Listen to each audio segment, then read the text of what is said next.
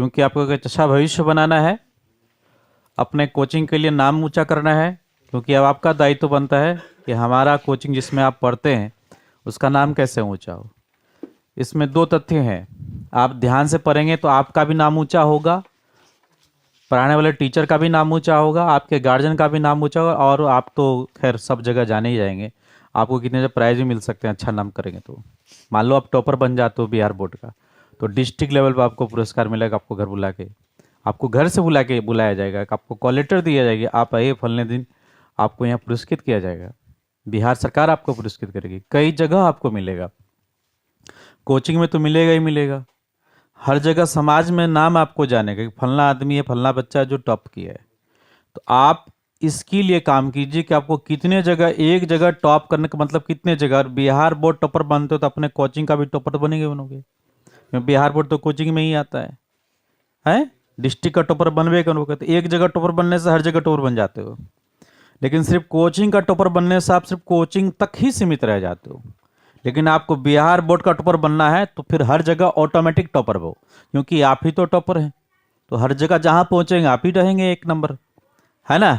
किसी कोचिंग में पहुंच जाएंगे तो बोलेंगे ये लड़का टॉपर है, दूसरे कोचिंग का है लेकिन यहाँ आया गया तो टॉपर है, ठीक है। कहीं दूसरे जगह पढ़ने भी जाएंगे तो बोलेंगे तो टॉपर बच्चा है भाई, यहाँ हमारे कोचिंग में एडमिशन लिए, चाहे और कहीं IIT करने जाएंगे या कोई दूसरा चीज़ करने जाएंगे तो आप वहाँ पर भी जानोगे बिहार का टॉपर मेरे को इंस्टीट्यूट में एडमिशन लिया है, वहाँ पर भी इज्जत मिलेगी। इज्जत कहाँ नहीं मिलेगी, जहाँ जाएंगे वहीं कुर्सी आपके लिए सामने आ जाएगा। तो थोड़ी सी मेहनत है, साल भर की मेहनत है, तरक्की आपके हाथों में। तो हमने कल आपको बताया था कि संयोजी बैंड और चालन बैंड बताया था ना। चलिए एक क्वेश्चन आपसे पूछते हैं, क्या आप बताएंगे? ठीक है, तो संयोजी बैंड ऊपर होता है कि चालन बैंड ऊपर होता है?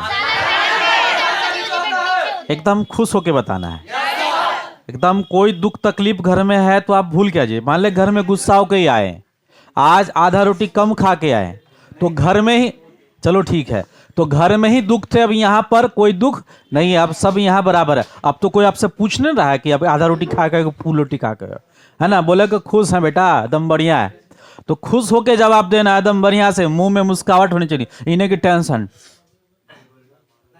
में नहीं देना है। कैसे देना है? खुश होके, एकदम मिजाज आपका बुलंद होना चाहिए। बुलंद मतलब आवाज में जो आपकी जो बुलंद आ जाएगा, हम समझेंगे आप क्या खुश है। नहीं तो बोलेंगे चतुरानंद लगता है आज मार के आया स्कूल में, या किसी से मार करके आया है। यानी आपके मन में जो बात खुलेगी अभी बहुत खुश मिजाज से, तो आपका हर चीज याद भी होगा बढ़िया से, जो हम समझाएंगे ना वो अच्छा से घुसेगा भी। अब मन में 10 प्रकार टेंशन रहेगा ना तो फिर बात दिमाग में नहीं घुसेगी। इसलिए मिजाज को ऑन कर लीजिए, खुश हो जाइए, लेकिन हाँ नुच्ची उच्ची मत काटिएगा, किसी को तंग मत कीजिएगा, आराम से पढ़िए, खुश होकर पढ़िए, क्योंकि टेंशन में पढ़ने से ना कुछ दिमाग में ना घुसता है। इसलिए मिजाज को खुश भी रखना है, लेकिन विदा किसी को टेंशन दिए हुए, ठीक है।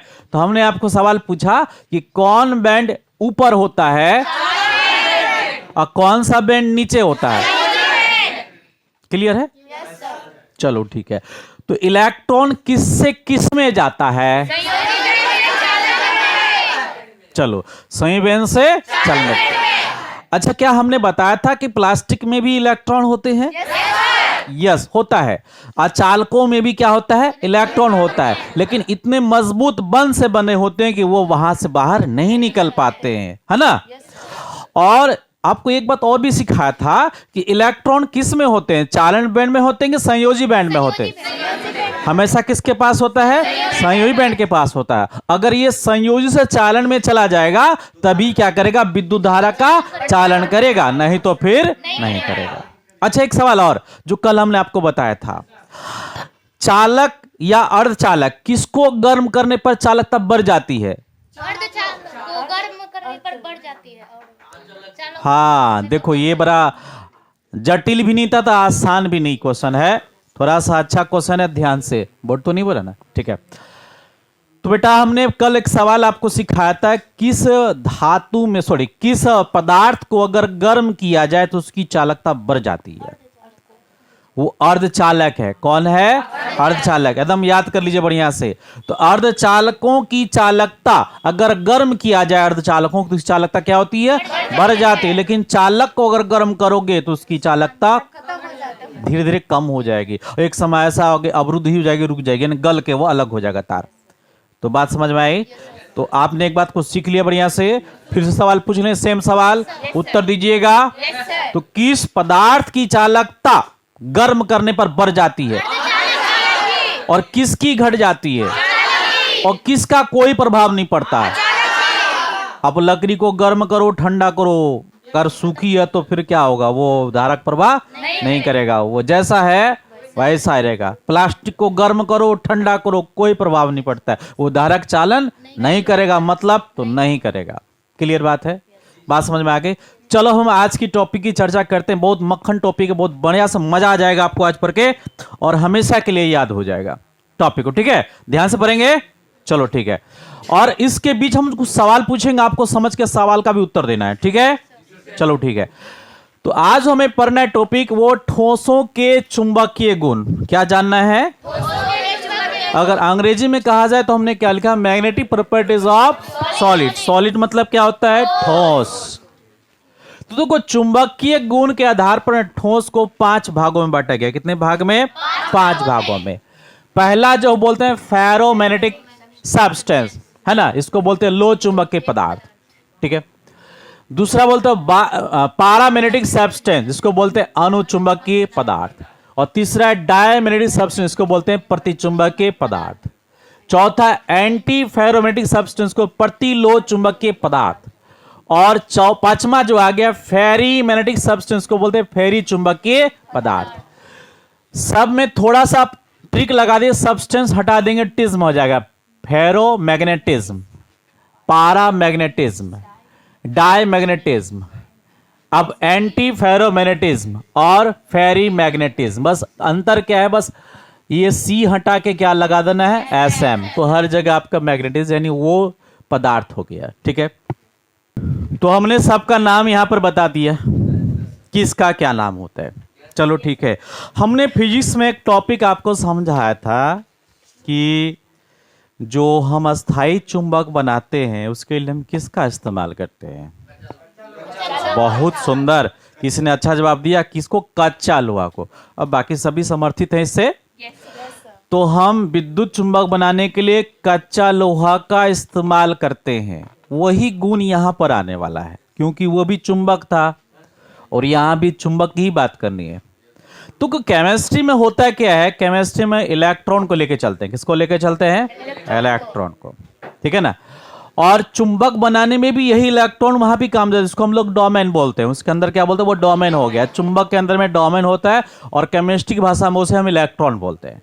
चलो ठीक है, तो हमने बताया था कि कच्चा लोहा लो चुंबक के रूप में आसानी से बन जाता है। क्यों? कि जब उसे किसी चुंबक के क्षेत्र के बगल में व्यवस्थित किया जाता है तो उसके अंदर के जो इलेक्ट्रॉन है, जो डोमेन है, वो एक दिशा में व्यवस्थित हो जाते हैं। किस दिशा में? एक दिशा में। बहुत आसानी से हो जाते हैं। क्यों हो जाते हैं? हाँ, अब ये सवाल आता है, क्योंकि वह अयुग्मित होता है। क्या बोले थे हम?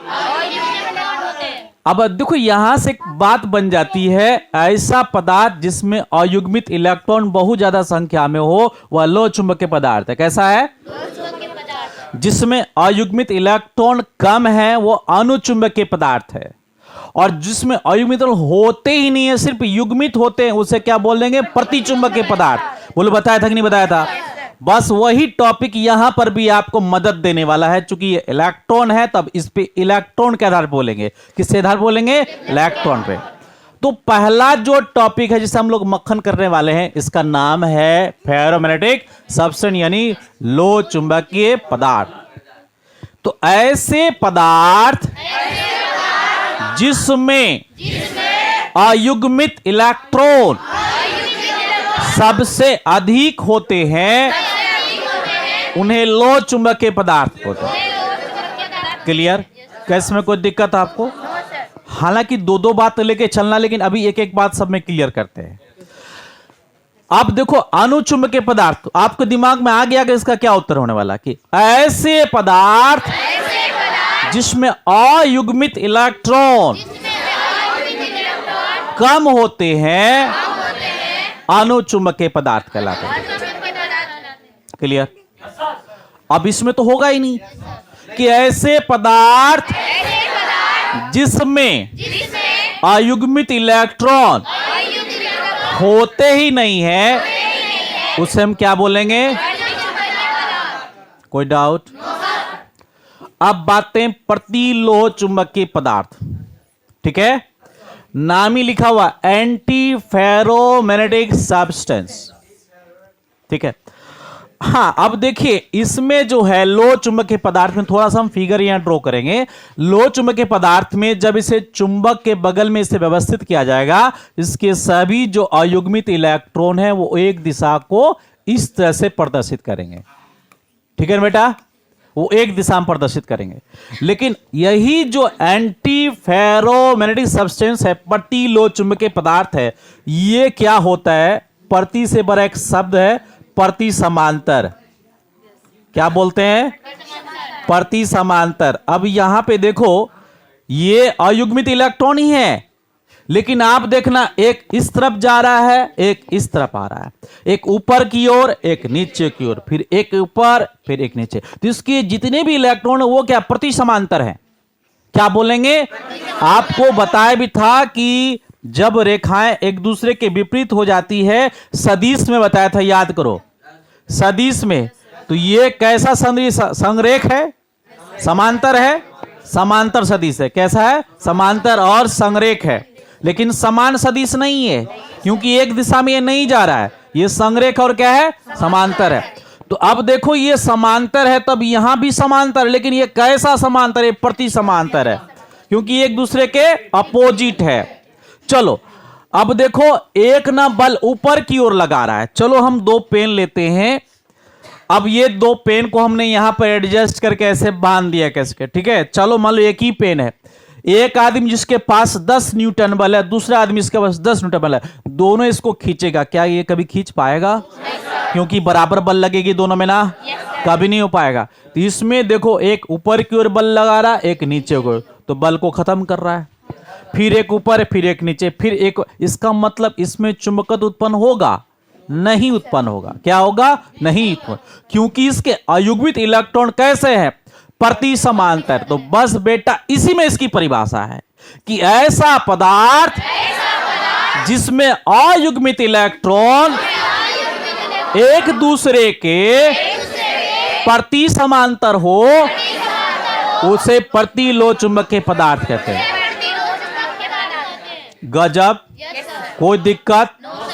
अब देखो फेरी चुंबकीय पदार्थ, बस यही थ्योरम यहां भी लगेगा।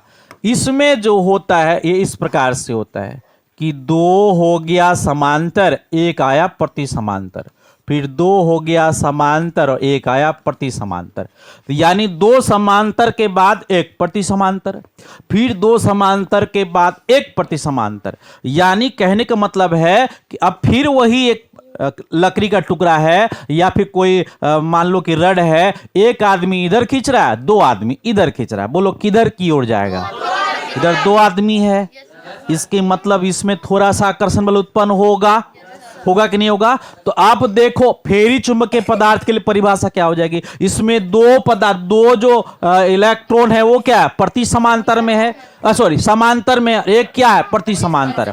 तो अब इसकी परिभाषा इस प्रकार से बोलिए, ऐसे पदार्थ जिसमें दो इलेक्ट्रॉन समांतर और एक इलेक्ट्रॉन प्रति समांतर अयुग्मित होते हैं, ऐसे पदार्थ को फेरी चुंबकीय पदार्थ कहते हैं। एक बात सब में कॉमन है, सब ने अयुग्मित की बात की है, बस एक ठोक कॉमन है प्रतिचुंबकीय, इसमें सब युग्मित होता है, लेकिन इसमें हमने अयुग्मित किया, क्या अयुग्मित होते ही नहीं है। तो पार्टिकुलरली हम बोलेंगे सारे जो पॉइंट है किस में आधारित है? अयुग्मित इलेक्ट्रॉन पे आधारित है। तो अब हम आपसे सवाल कर ले, जवाब देंगे? खुश होके देंगे ना? चलो ठीक है, तो बताओ इन पांचों में से किसमें सबसे ज्यादा अयुग्मित इलेक्ट्रॉन? उससे कम, सबसे कम। और लोह चुंबकीय पदार्थ में क्या होता है? अयुग्मित तो होता है लेकिन प्रति समांतर होता है। क्लियर? क्या होता है? प्रति समांतर। और फेरी चुंबकीय पदार्थ में दो समांतर और एक प्रति समांतर होता है। तो इस कारण से इसमें जो है थोड़ा सा चुंबकत्व आएगा, हल्का सा चुंबकत्व आएगा। चलो ठीक है, बहुत निम्न कोटि का चुंबक तो आएगा लेकिन बहुत ही निम्न कोटि का। चलो ठीक है, अब बताओ इनमें से सबसे ज्यादा चुंबकत्व किस में उत्पन्न होगा? उससे कम, और इसमें तो होगा ही नहीं। हमने आपको सिखाया था फिजिक्स वाले में अध्याय में, किसका अपना आकर्षण बल होता है, इसलिए वो चुंबक के आकर्षण बल का विरोध करता है, इसलिए यह हमेशा अपनी विस्थिति को विपरीत कर लेता है। सीधे खड़ा कर दोगे, है ना? जब ये इस तरह से चुंबक के क्षेत्र रहेगा, इसको बीच में लटकाओगे तो ऐसे 90 पे आके ये रुक जाता है, क्योंकि इसका अपना भी खुद का चुंबकीय क्षेत्र बना लेता है ये। अब प्रति चुंबकीय पदार्थ तो बिल्कुल है। तो अब देखो, हमने अब परिभाषा जो लिखना है ना, अब थोड़ा सा आकर्षण बल भी जोड़ देना है। तो आकर्षण बल कैसे बोलेंगे? तो अब बोलेंगे ऐसा पदार्थ जिसमें अयुग्मित इलेक्ट्रॉन सबसे अधिक हो और इसका आकर्षण बल भी अधिक हो, ऐसे पदार्थ क्या बोलेंगे? परिभाषा समझ में आ गया? सबको हम लिखवा दें अब बोर्ड में। उससे पहले एक लाइन लिखेंगे और ये लाइन भी लिखेंगे। तो ये देखें हम क्या लिखेंगे। यहां पर हमने बोला था मत उतारना, क्योंकि ऊपर में हम एक या दो लाइन लिखवाने वाले हैं, उसके बाद तब ये लाइन लिखना है, इसलिए बोले अभी रुको। तो लिखो अब यहां पर, इसके बाद यहां पे लिखना जो है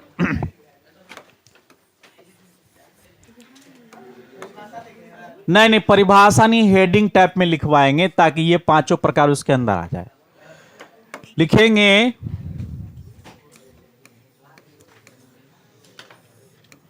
ठोसों के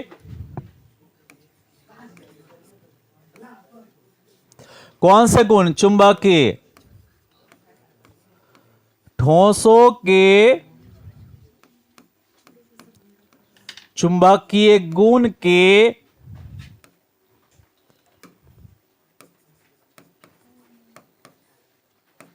आधार पर, ठोसों के चुंबकीय गुण के आधार पर पदार्थ 5 प्रकार के होते हैं।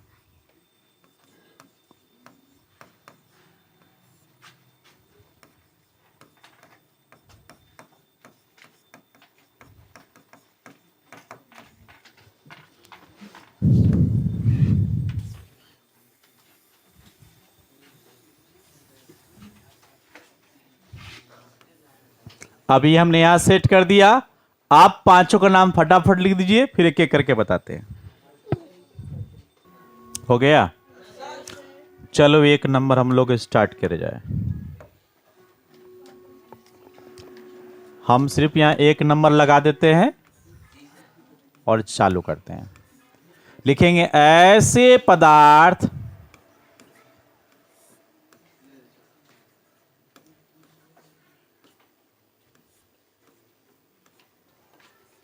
जिसमें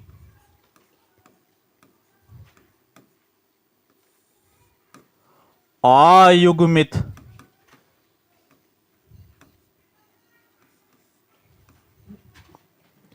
इलेक्ट्रॉन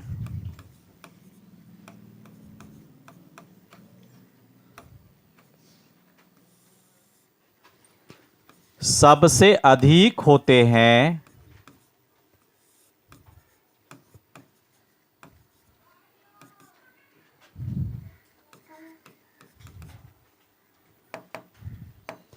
सबसे अधिक होते हैं। अब इसकी परिभाषा डायरेक्ट आ जाएगा। लो, हाँ लास्ट पे कर देंगे। और क्या बोल रहे थे? ऐसे पदार्थ जिसमें अयुग्मित इलेक्ट्रॉन सबसे अधिक होते हैं लो चुंबकीय पदार्थ कहलाते हैं।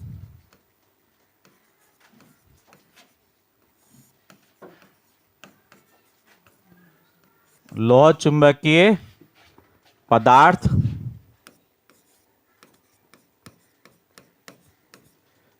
कहलाते हैं।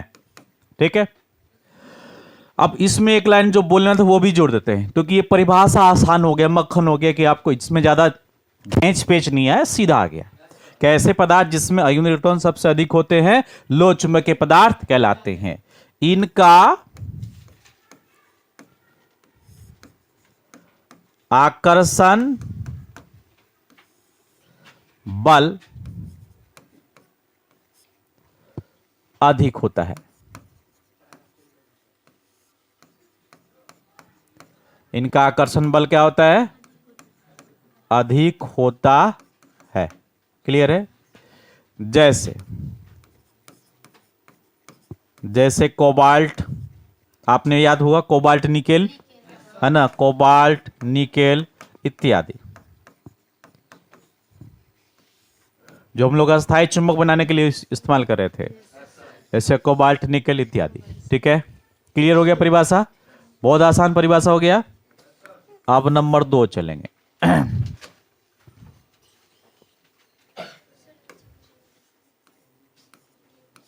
नाम लिखना है, नाम एक ही बार लिख लेना। ठीक है, जब जगह छोड़ छोड़ के लिख लो, अंदाज देखे तब ऊपर नीचे पार पार करना पड़ेगा। ठीक है, एक ही बार लिख लेना बेटा। ऐसे पदार्थ, ऐसे पदार्थ जिसमें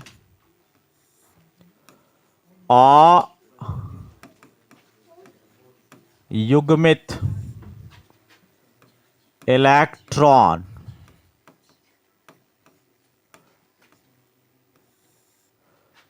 कम होते हैं,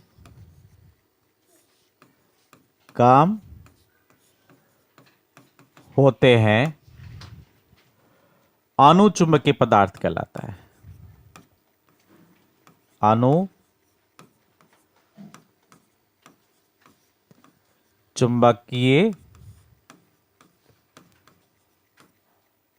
पदार्थ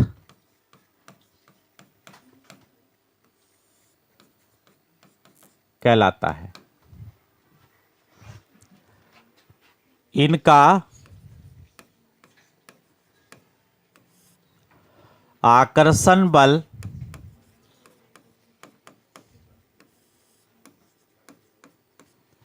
क्या होता है? कम होता है।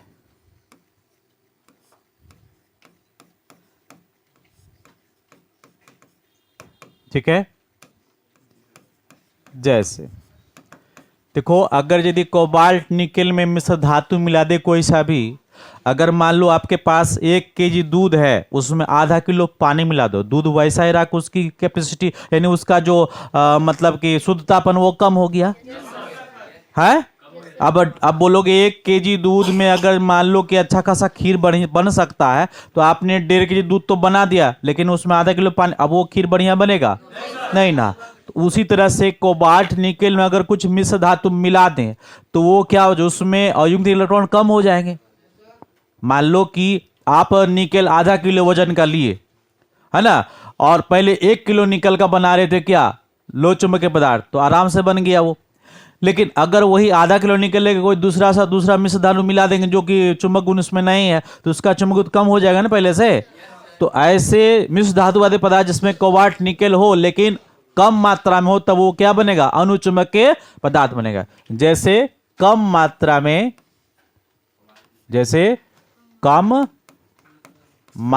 में कोबाल्ट और निकेल, कोबाल्ट और निकेल वाले मिश्र धातु, यानी धातु नहीं है, कैसा हो गया? मिश्र धातु, यानी मिला हुआ है। जैसे कम मात्रा में कोबाल्ट और निकेल वाले, देखो निकेल हमने अंग्रेजी में लिख दिया है, कोई दिक्कत तो नहीं ना? चलो हिंदी अंग्रेजी कर देते हैं, अंग्रेजी कर देते हैं। जैसे कम मात्रा में कोबाल्ट और निकेल वाले मिश्र धातु, अर्थात ये भी कोबाल्ट और निकेल से ही बनाया जाता है, लेकिन उसमें कुछ दूसरा भी धातु मिला होता है। अब प्रतिचुंबकीय पदार्थ में चलेंगे तो क्या हो जाएगा, इसमें तो आयुग्मिक इलेक्ट्रॉन होता ही नहीं है ना। तो लिखेंगे ऐसे पदार्थ, क्या थोड़ा स्पेस देके लिखेंगे, थोड़ा नीचे कर देते हैं, हल्का सा अंतर पता चलेगा। ये इतना गैपिंग ठीक है। ऐसे पदार्थ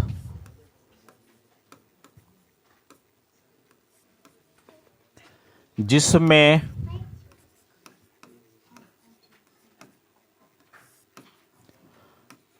अयुग्मित जिसमें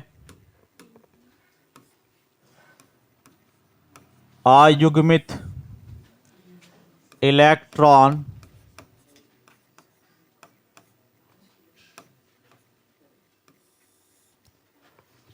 ऐसे पदार्थ जिसमें अयुग्मित इलेक्ट्रॉन नहीं होते हैं,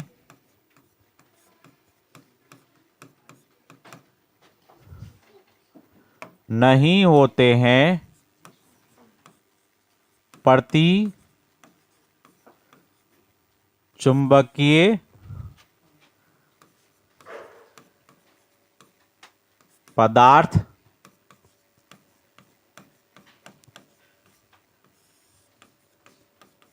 कहलाते हैं। ठीक बेटा, तो ऐसे पदार्थ जिसमें अयुग्मित इलेक्ट्रॉन नहीं होते हैं प्रतिचुंबकीय पदार्थ कहलाते हैं। और इनमें क्या होता है, क्योंकि ये खून का आकर्षण बल होता है खुद का ही, तो इसीलिए प्रतिकर्षण करता है ये प्रतिकर्षण करते हैं। क्या बोलेंगे सीधे, ये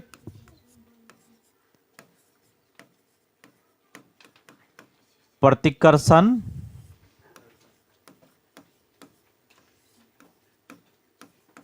करते हैं।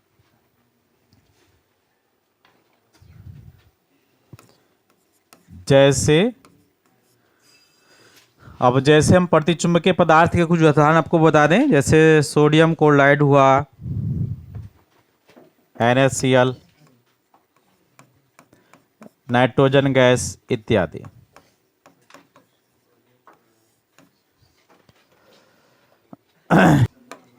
चौथा नंबर में, और चौथा नंबर क्या है मेरा, प्रतिलोह चुंबकीय पदार्थ है ना, प्रतिलोह चुंबकीय पदार्थ। तो ऐसे पदार्थ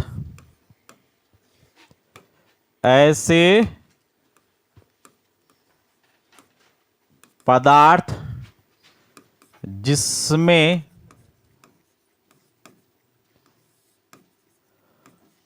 अयुग्मित इलेक्ट्रॉन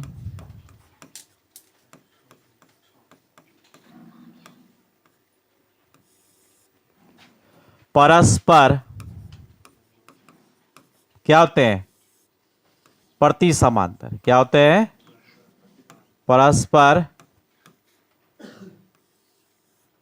प्रति समांतर होते हैं,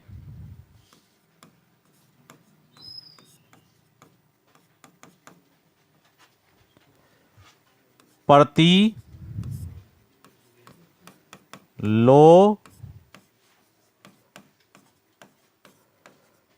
चुंबकीय पदार्थ कहलाते हैं।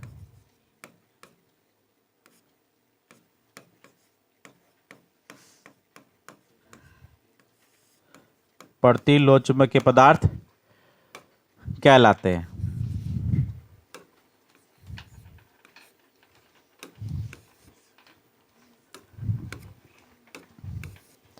प्रतिलोह चुंबकीय पदार्थ कहलाते हैं।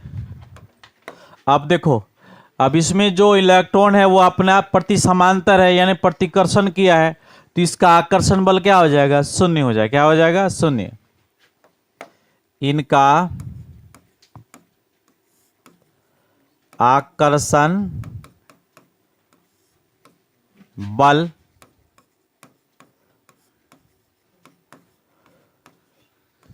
शून्य होता है। ना तो ये प्रतिकर्षण करते हैं, नहीं ये आकर्षण करते, तो इसका बोलेंगे आकर्षण बल क्या होता है? शून्य होता है, कम नहीं होता है। क्या होता है? शून्य होता है। जैसे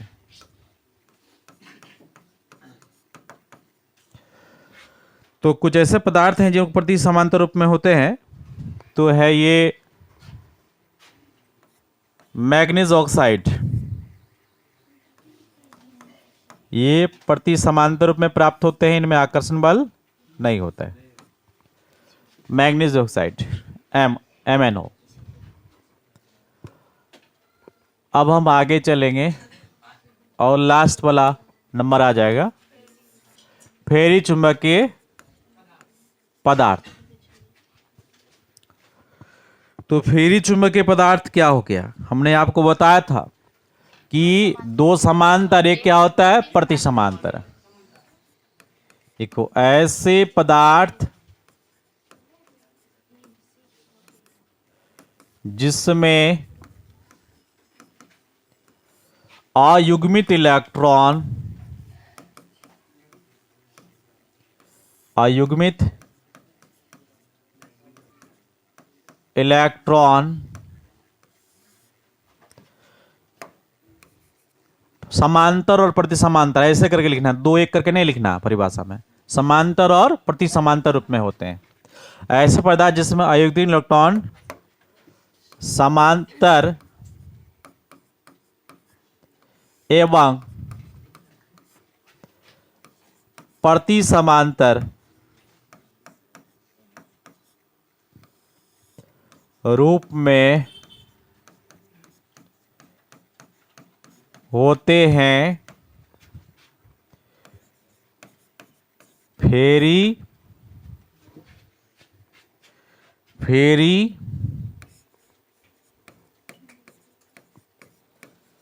चुंबकीय पदार्थ कहलाते हैं।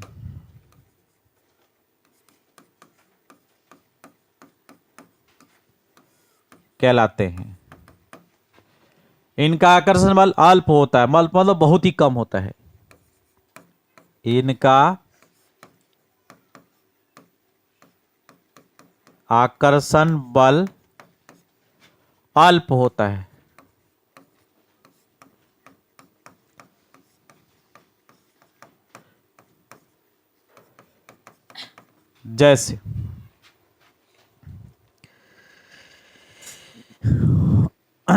जैसे मैग्नीज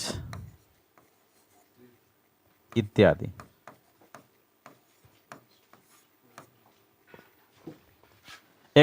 मैग्नीशियम हो गया, सॉरी मैग्नीशियम, Mn मतलब मैग्नीज होता है, Mg मैग्नीशियम। सबका कहीं कोई डाउट नहीं?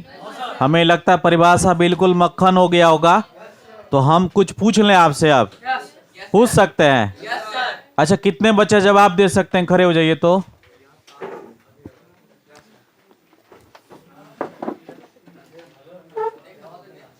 अच्छा, बैठ जाइए। बाकी लोग, बहुत बच्चे भी बैठे थे, तो वो लोग क्यों नहीं जवाब दे सकते? आपने ध्यान से सुना नहीं क्या? हाँ, अब उतारने के चक्कर में है। अरे भाई, तो हम तब तक पूछते हैं, तो हम बोर्ड हटाएंगे तब ना ठीक रहेगा, नहीं तो सब देख के बोल देगा। सवाल किया जाए फटाफट। चलो ठीक है, कॉपी भी बंद कर दीजिए कलम डाल के। तो ठोसों के चुंबकीय गुण के आधार पर पदार्थ कितने प्रकार के होते हैं? 5 प्रकार के। पहला क्या है? दूसरा क्या है? तीसरा क्या है? चौथा क्या है? ठीक है। और तो किसमें अयुग्मित इलेक्ट्रॉन सबसे ज्यादा होता है? किसकी आकर्षण बल सबसे ज्यादा होता है? किसमें अयुग्मित इलेक्ट्रॉन कम होते हैं? किनका आकर्षण बल कम होता है? ठीक है, तो अब बताएंगे किसका आकर्षण बल होता नहीं बल्कि प्रतिकर्षण बल होता है। क्यों होता है? अयुग्मित इलेक्ट्रॉन होता ही नहीं, ठीक है। इसलिए क्या करता है ये, प्रतिकर्षण करता है। अच्छा, किसमें अयुग्मित इलेक्ट्रॉन परस्पर समांतर होते हैं? परस्पर समांतर होते हैं, परस्पर समांतर होते हैं। ये बेटा प्रति समांतर नहीं बोलते, परस्पर समांतर होते हैं लो चुंबकीय पदार्थ में। अभी आपको फोटो दिखा देता हूं। हमने सवाल थोड़ा सा घुमा के पूछ लिया, इसलिए आप गड़बड़ा गए। देखो हम दिखाता हूं, यहां नीचे आओ, ए फोटो आई देखो, परस्पर समांतर होते हैं। कौन? तो कंफ्यूज में नहीं आना है, आप कोई दिक्कत नहीं। अब जब जो सवाल पूछेंगे वो बताना। क्या बेटा? बैठो बैठो, देखो। तो आप यहां तक हमको लगता है कोई डाउट नहीं है, हाँ? जरा सा इसका उदाहरण सबको देख लेते हैं। उदाहरण भी कभी कभी अब दिमाग में आपको पूछ लेता है एग्जाम में। तो देखो पहला का उदाहरण क्या है, दूसरा का उदाहरण लगभग बराबर है। इसमें कोबाल्ट निकोल प्योर है ना, लेकिन इसमें थोड़ा सा उसमें मिश्र धातु मिला हुआ है, ठीक है ना। चलो ठीक है, ये कोई दिक्कत नहीं दोनों में। आप तीसरा नंबर में देखो, NaCl और N2 दोनों N से चालू हो रहा है। NaCl और ये कैसे पदार्थ हैं? प्रति चुंबकीय पदार्थ है। कैसे पदार्थ है? चलो ठीक है। अब इसमें देखना, इन दोनों में mm चालू हुआ है। क्या हुआ? mm। इसमें Mn हुआ है, इसमें क्या Mg है। तो Mn मतलब क्या हुआ? Manganese oxide. Mg मतलब क्या हुआ? मैग्नीशियम। क्या हुआ? तो ये क्या हुआ? मैग्नीशियम लास्ट वाला। उससे पहले क्या हुआ? उससे पहले वाला, बीच वाला में देखना दो चीज है, NaCl और N2। अब बीच वाला में प्रति है। बीच वाला में क्या है? प्रति है, प्रति चुंबकीय पदार्थ। NaCl और क्या हो गया? N2। चौथा नंबर में क्या आ गया? जल्दी बोलो, चौथा नंबर में क्या हो गया? हाँ, और पांचवा नंबर में क्या हो गया? एक नंबर में क्या है? एक नंबर में सबसे पहले कोबाल्ट निकेल। दूसरा नंबर में क्या है? मिश्र धातु के रूप में। अच्छा, तीसरा क्या है? चौथा क्या है? चौथा क्या है? मजा नहीं है। चौथा क्या है? चौथा क्या है? पांचवा क्या है? पहला क्या है? पहला क्या है? लास्ट वाला क्या है? बीच वाला क्या है? और चौथा नंबर क्या है? दूसरा नंबर क्या है? पहला नंबर क्या है? चौथा नंबर क्या है? पांचवा नंबर क्या है? तीसरा नंबर क्या है?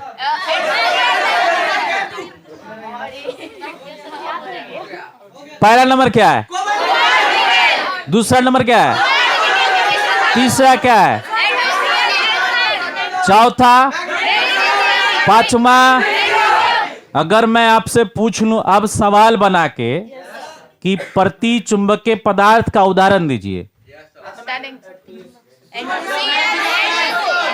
सोडियम क्लोराइड और अगर मैं आपसे बोलूं कि लो चुंबकीय पदार्थ का उदाहरण दीजिए। अगर मैं आपसे पूछूं कि प्रति लो चुंबकीय पदार्थ का उदाहरण बताइए। Manganese oxide. अगर मैं आपसे बोलूं फेरी चुंबकीय पदार्थ का बोलिए। उदाहरण भी कंप्लीट, सब चीज मक्खन,